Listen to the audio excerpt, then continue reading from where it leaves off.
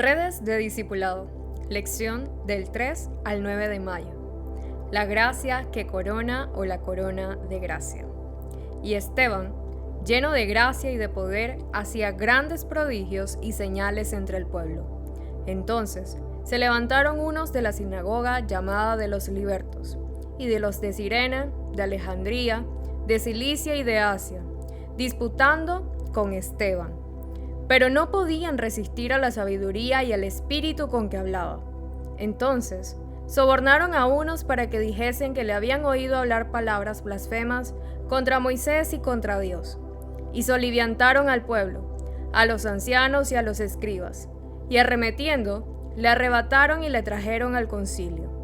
Y pusieron testigos falsos que decían: este hombre no cesa de hablar palabras blasfemas contra este lugar santo y contra la ley.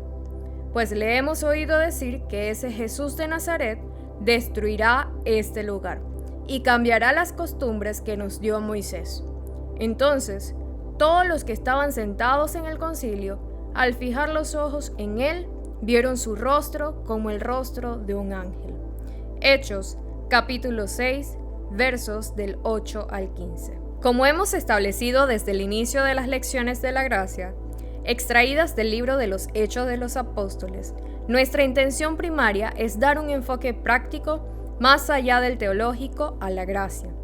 Dando continuidad al estudio sobre la gracia en la vida de Esteban, nos es necesario recordar lo que ya hemos dicho sobre este aleccionador tema. La gracia trabaja con un pueblo imperfecto. Lo primero que vemos en la vida de Esteban es que la gracia trabaja con un pueblo imperfecto. La Escritura nos dice que por causa del crecimiento hubo problema en la iglesia. Dios nos da oportunidades para que la gracia de Dios trabaje en medio de nuestras falencias y que al final la victoria redunde en crecimiento de la iglesia. De la inequidad, la discriminación y el favoritismo, males del corazón humano, surgió por la gracia de Dios una gran bendición y un poderoso ministro de Jesucristo. La gracia trabaja en compañía. La gracia se hace acompañar. La gracia no camina sola. La Escritura señala que los apóstoles exigieron ciertas cualidades indispensables para llenar el perfil de los candidatos a diáconos. Buen testimonio. La gracia anda con gente de buen testimonio. La gracia se acompaña del Espíritu Santo. Donde el Espíritu Santo está, allí está la gracia de Dios. La gracia se acompaña de sabiduría. No solamente eran llenos del Espíritu Santo, sino que también eran llenos de sabiduría. La gracia promueve. La gracia es dinámica, no estática. La gracia no te deja donde te encontró.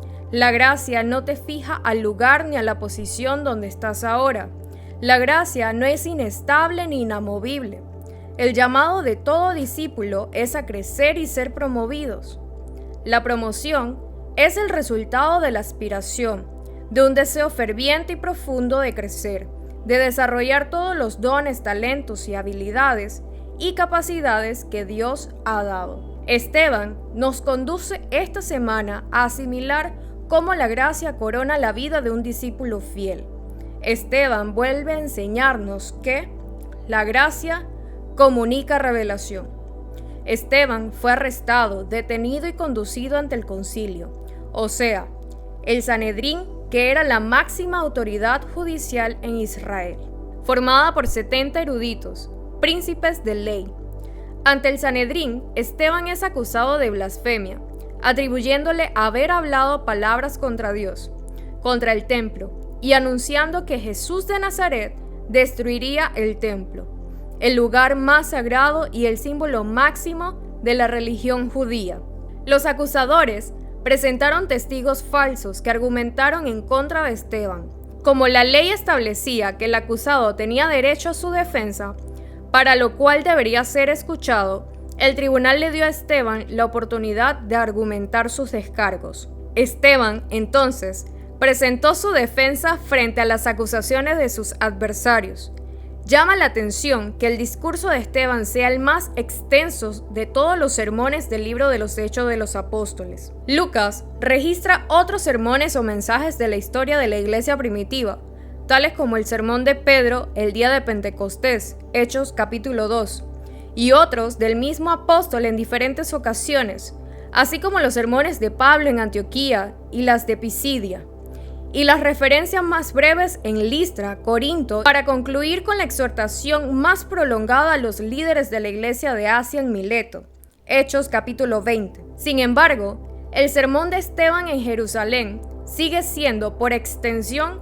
el más preponderante en el libro de los Hechos. De este no poco insignificante detalle desprendemos que la gracia se sustenta en la palabra de Dios y que la palabra de Dios es nuestra fuente de gracia. Esteban presenta su defensa frente al Sanedrín recurriendo total y absolutamente a la palabra de Dios. El fundamento de la defensa de Esteban no fue contraatacar a sus enemigos ni justificar su actuación, sino presentar con el hilo divino desde Abraham hasta sus días, conectaba en cada nudo al Mesías con el pueblo de Israel, y como el nudo final del hilo profético fue Jesucristo. Esteban no alude a lo que él haya hecho o no, ni expresado ni omitido.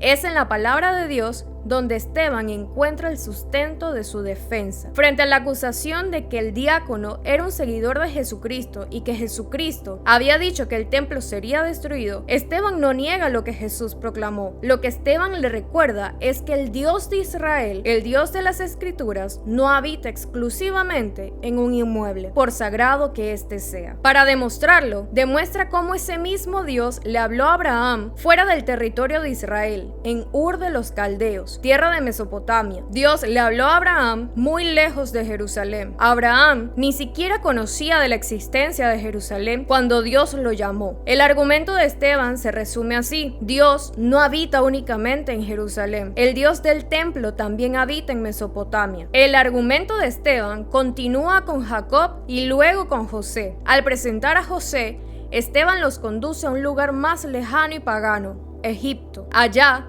Dios habló e intervino para salvar a su pueblo. Dios usó a José no en Jerusalén, sino en Egipto. El siguiente personaje en el sermón de Esteban es Moisés, de quien dice: no fue llamado por Dios en Jerusalén, sino en el monte, en el desierto, y de quien además añade que era el yerno del sacerdote de Madián. De Oreb, Moisés regresa a Egipto con la misión divina de rescatar a su pueblo. A Moisés, Dios no le habló en el templo. Esteban les recuerda la historia de cómo Moisés vengó a su hermano hebreo, matando al egipcio, por lo cual tuvo que huir y vivir en Madián por 40 años. A este fugitivo, Dios lo encontró en el desierto, no en el templo de Jerusalén. En cada paso, Esteban une la presencia y al mover de Dios con la nación de Israel y el hilo sagrado del Mesías. Luego, Esteban habla de Josué y del ingreso del pueblo a la tierra prometida, y continúa hasta llegar a David,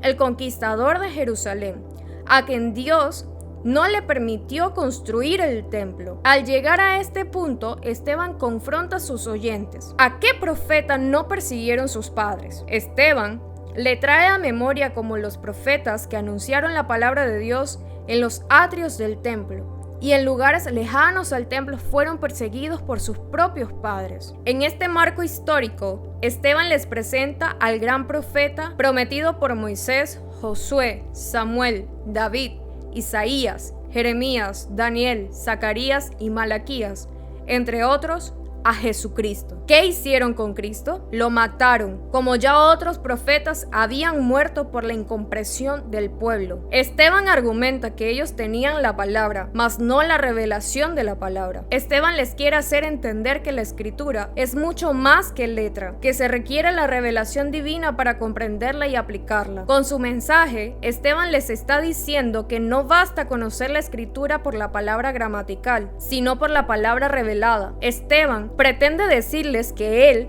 no ha blasfemado contra el templo, al indicar que Dios no solamente está en el templo, sino en todo lugar donde un corazón sincero y con hambre quiera encontrarle. Que sí, Jesús anunció que el templo sería destruido, sería la consecuencia del juicio de Dios por el rechazo al Mesías, mas Dios seguiría hablando porque el actuar de Dios no depende de un lugar físico. Citaremos al mismo Esteban para darle broche de cierre a este punto. Duros de cerviz e incircuncisos de corazón y de oídos, vosotros resistís siempre el Espíritu Santo, como vuestros padres, así también vosotros. ¿A cuál de los profetas no persiguieron vuestros padres y mataron a los que anunciaron de antemano la venida del justo, de quien vosotros ahora habéis sido entregadores y matadores? Vosotros que recibisteis la ley por disposición de ángeles y no la guardasteis. Hechos capítulo 7, versos 51 al 53. Según Esteban, Dios envió a su Hijo Jesucristo, el cual fue rechazado por Israel. Dios se reveló en su palabra, mas esta revelación requiere de un corazón hambriento y deseoso de realmente conocer a Dios. Lo más importante que la revelación es la aplicación. Por dureza de corazón, los judíos no entendieron la palabra, por tanto, no la aplicaron o la aplicaron incorrectamente. Esteban nos está diciendo que tan necesario como conocer la palabra es recibir la revelación para luego aplicarla. La gracia comunica revelación y la gracia también nos da la habilidad para aplicar lo que de la palabra hemos aprendido. La gracia conduce a conocer la palabra y aplicar la palabra. La gracia nos alimenta, energiza y fortalece con la palabra de Dios. A este punto, todos los acusadores de Esteban, como el pueblo presente, se taparon los oídos, porque no podían resistir la sabiduría y el espíritu con que hablaba Esteban. Entonces, ellos, dando grandes voces, se taparon los oídos y arremetieron a una contra él. Hechos capítulo 7, verso 57. Esteban, sostenido por la palabra en su corazón y en sus labios, enfrentó los últimos momentos de su vida terrenal bajo la gracia de Dios. Bajo la gracia de Dios, Esteban no se detuvo en el dolor que le provocaban las piedras. Pero Esteban, lleno del Espíritu Santo, puesto los ojos en el cielo, vio la gracia de Dios y a Jesús que está a la diestra de Dios. Y dijo: He aquí, veo los cielos abiertos y al Hijo del Hombre que está a la diestra de Dios. Hechos capítulo 7, versos 55 y 56. En el libro de Apocalipsis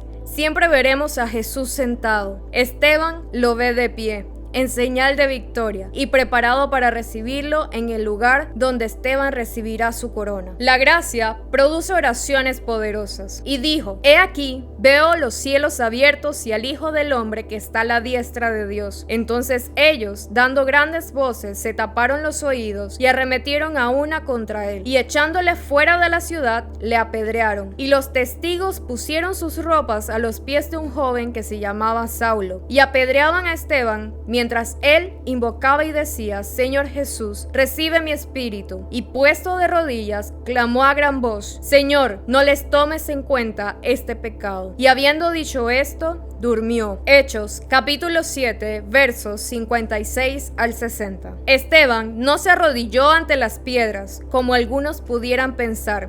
Esteban se arrodilló ante el Dios a quien servía y al Mesías a quien amaba. La oración de Esteban fue una oración poderosa porque fue una oración de fe. Esteban estaba plenamente convencido de su Padre Celestial. La oración de Esteban fue poderosa porque fue una oración de triunfo, de victoria. La oración de Esteban es la oración del triunfo del amor sobre el odio y el prejuicio. Todo lo que Esteban percibía era odio, violencia, injusticia, pero la maldad del corazón ajeno no pudo cambiar el amor en el corazón de Esteban. La oración de Esteban, una oración poderosa, porque fue la máxima expresión del amor por los pecadores.